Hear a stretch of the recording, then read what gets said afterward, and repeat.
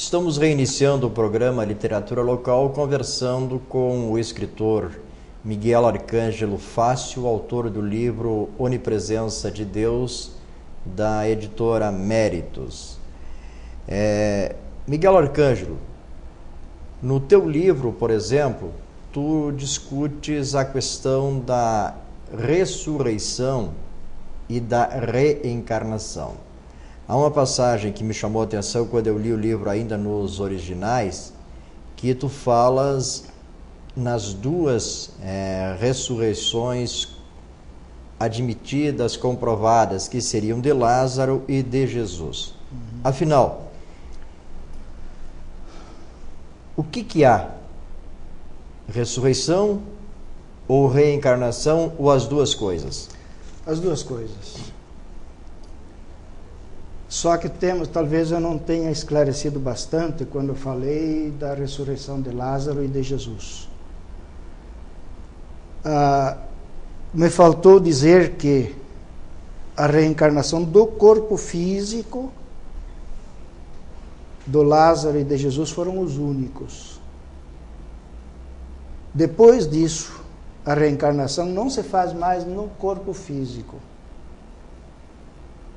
A ressurreição seria do espírito, a volta do nosso espírito ao princípio de sua criação, ao momento em que, como diz a Bíblia, no Gênesis, Deus soprou sobre o boneco de barro a sua essência, a sua divindade, o seu hálito. Neste momento, o espírito era puro. E eu digo também no livro que a prova disso é que Adão e Eva viviam num paraíso, falavam com Deus face a face. E o momento em que eles, digamos assim, deixaram a matéria, o corpo, porque em realidade nós temos duas mentes, a mente de Deus, que é da alma, que é o princípio divino, e a mente do corpo físico. Essas duas se entrelaçando formam o conjunto homem. Mas além da ressurreição de Lázaro e da ressurreição de Jesus, há pelo menos uma passagem da Bíblia que fala que quando Cristo morreu, rompeu-se o véu do templo, romperam-se as sepulturas e muitas pessoas ressuscitaram e foram vistas em Jerusalém, em diversas cidades da Judéia, cidades de Israel. Essas múltiplas, essas diversas ressurreições que aconteceram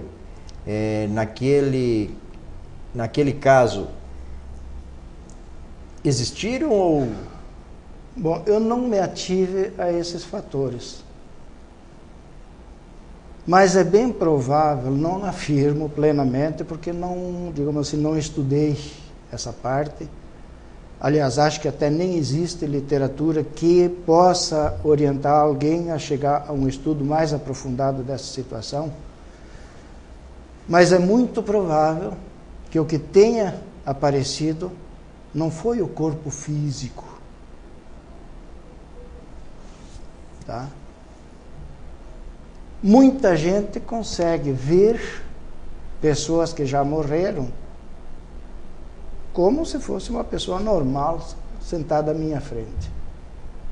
E, no entanto, o corpo está lá dentro do caixão no cemitério. Então, tem que perceber essa diferenciação, que quem viu não pôde comprovar se era a carne que tinha apodrecido dentro do caixão ou se era digamos assim, a parte espiritual daqueles... Porque a Bíblia fala, ressuscitaram. Sim, e foram vistas. O grande problema da Bíblia, Paulo, é que ela foi escrita para um povo pastor, ignorante, que não tinha escolas, que aprendiam alguma coisinha nas sinagogas e esse ensinamento era dado não na sua compreensão total, no seu conhecimento total. Era dado apenas alguma parte para que o povo não se sobrepusesse aos sacerdotes. Porque no geral, os estudiosos, eles fazem uma distinção clara. Ou existe ressurreição, ou existe reencarnação. Existe os dois. No teu caso, tu defendes a existência ou a possibilidade dos dois fenômenos, digamos assim. Os dois fenômenos. A ressurreição que eu entendo, depois de todas essas filosofias que eu tenho lido, de que eu falei antes, me deram condições de entender essa parte, digamos assim, de uma forma um pouco diferente. A ressurreição que eu entendo é o retorno do meu espírito, da minha essência divina, do sopro de Deus sobre o boneco de barro que surgiu o Miguel. Agora, o Miguel antes podia ter outro nome, né?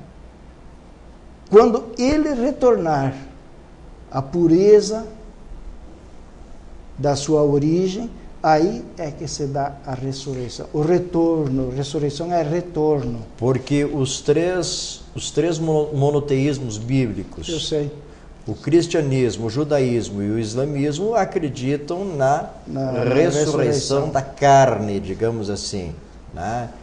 Já as filosofias orientais e o espiritismo, que é uma vertente orientalista através do Kardec, do racionalismo do século XIX, eles defendem a reencarnação.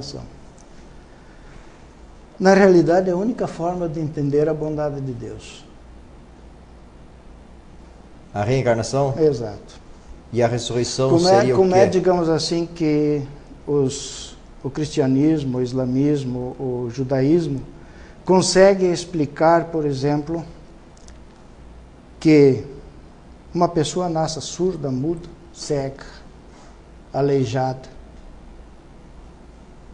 totalmente desprovida de intelecto. Outra, anencéfala. E como é que consegue explicar um Michelangelo?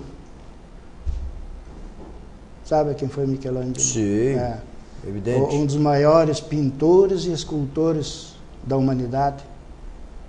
Que se colocasse a obra dele ao lado do modelo, não se saberia qual era, a não ser que o modelo piscasse. O famoso parla. Aí ele bateu no joelho da obra e disse assim, parla adesso. Tá.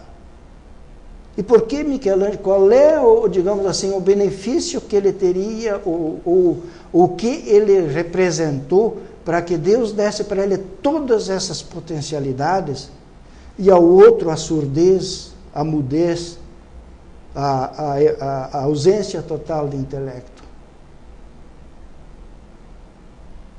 Que Deus é esse que é capaz de dar a um filho seu, porque todos nós somos filhos de Deus, é capaz de dar a um filho seu a mudez, a surdez, a dependência total. Se alguém tiver dúvida, que vá lá no quartel, onde tem a fisioterapia dos que têm problemas neurológicos, para ver.